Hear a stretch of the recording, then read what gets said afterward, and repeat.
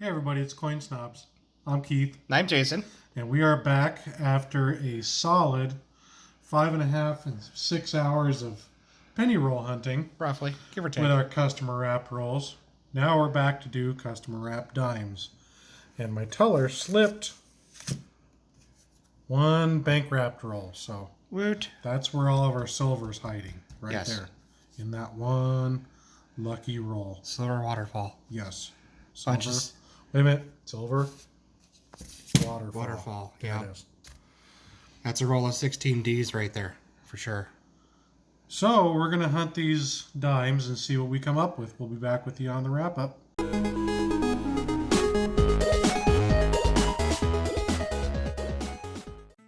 Hey everybody, and welcome back. Gonna go ahead and take a look at some of these dimes. Here is the overview. Found a few things. First off, over here we found some die cracks. Okay, and then right here we got a little struck through. And then these guys right here, we have some actual feeder finger damage. I'll show you that under the scope, of course. This one right here we're going to talk about because it's really strange. Over here we have a whole bunch of 1970 and 1970 Denvers that have the reverse of 1968. And I'm not going to show you all those under the scope, I'll just show you one of them for an example. We've talked about them before, you probably remember, but if not, we will do a little refresher on those. And then over here we have just some basic mint state coins. Pretty decent coins, but I won't show you those under the scope. We've all seen a mint state coin.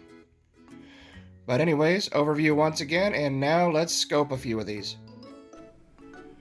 Alright, first up, we have a 1999 Philadelphia. Common circulated condition. But this is one of the die cracks that I wanted to show you. This one actually has a couple of die cracks. Just going crazy off the bottom of the torch here. Got one going this way, and then one coming off of the bottom of the oak leaves.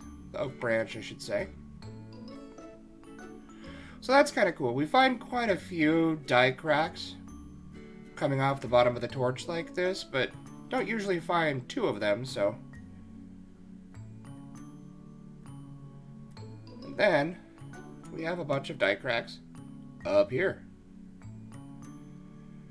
Going through the M, the E, the R, and the I in America, all the way to the rim.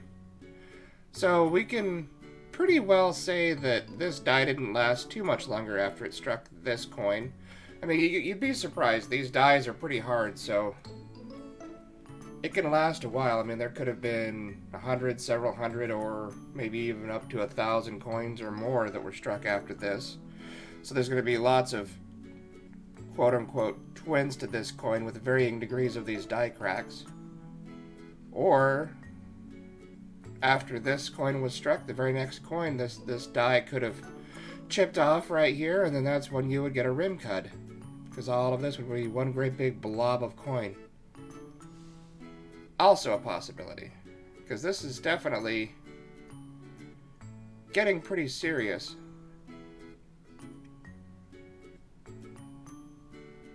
Who knows? So yeah, of course, that one's going to be a keeper. Then we've got a 2018 Philadelphia. Pretty decent shape.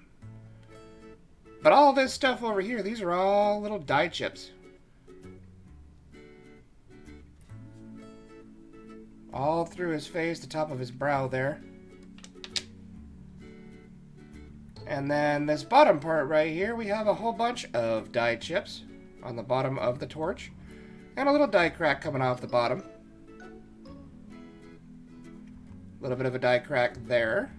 And a little die chip right there. So, another keeper. And then I'll show you a quick view of this 1965 that is struck through a little tiny piece of debris right there. Right above the 5.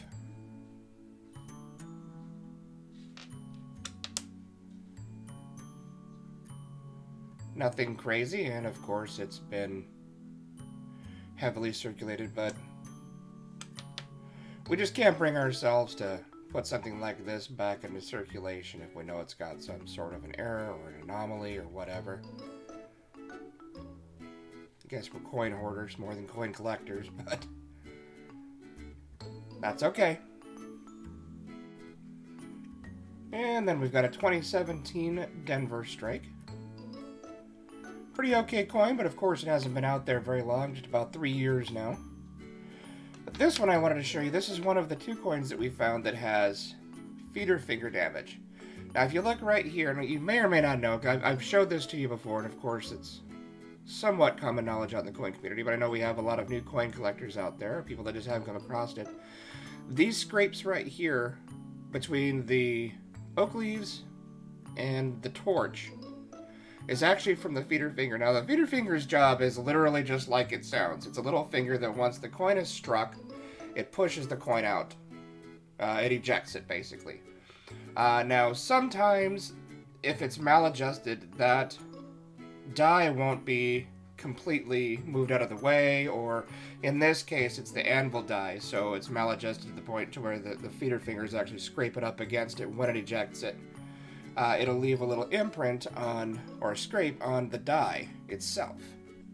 And that's where you get those perfectly straight lines. They almost look like a die crack, but they're not. They're definitely from the feeder finger. It's maladjusted, so it scrapes against that die, and then coins subsequently after that will have those little scrapes on it, because anything that's on the die is going to be transferred directly to the coin.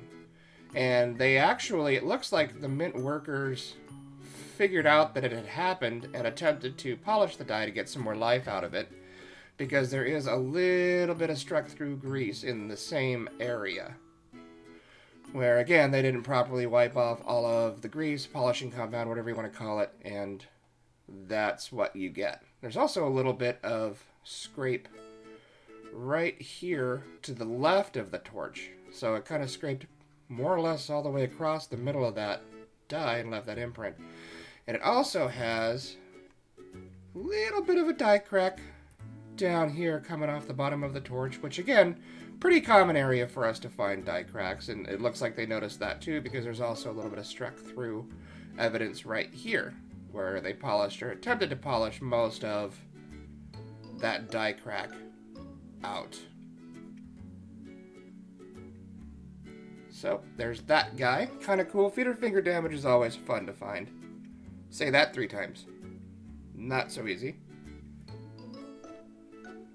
Yeah, I'll go ahead and show you the second one as well. This one was a 2019 Denver. And same concept.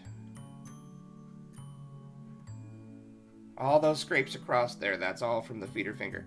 And just so you know, when I reference like anvil die and hammer die, the anvil die actually stays in place. It's the reverse die. It sits stationary. The anvil die, of course, comes down and it would actually strikes the coin.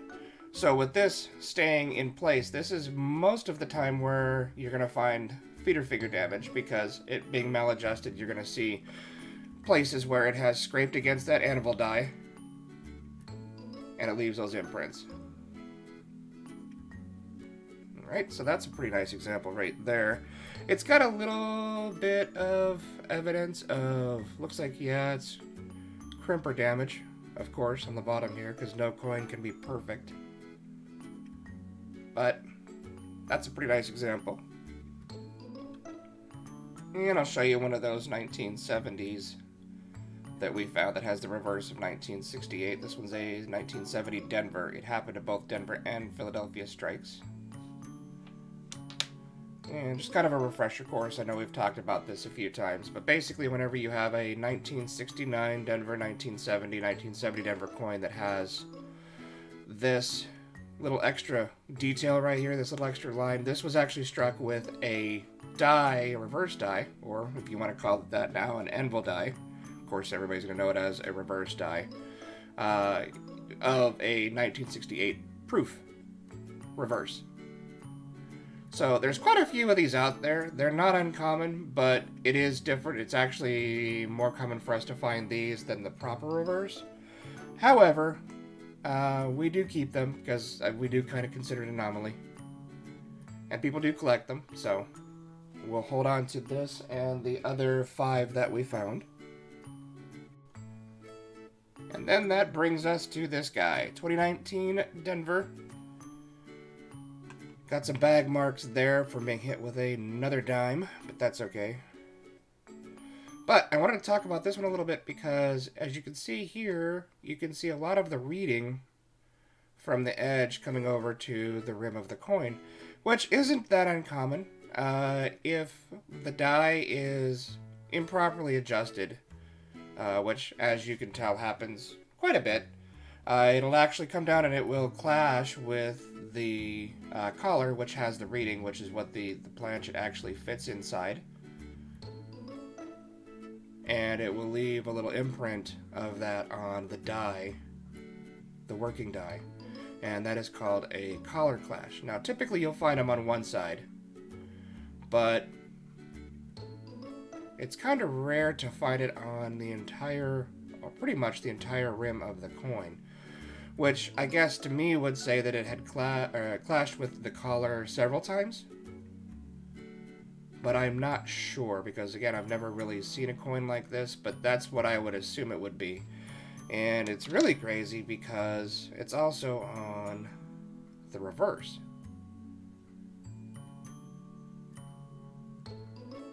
So it looks to me like it clashed with the collar multiple times, transferred the design of that collar, which of course would be the reading, onto the die, and then it just continued to strike coins. But, kind of cool. We'll hang on to it. It's something we don't see every day, so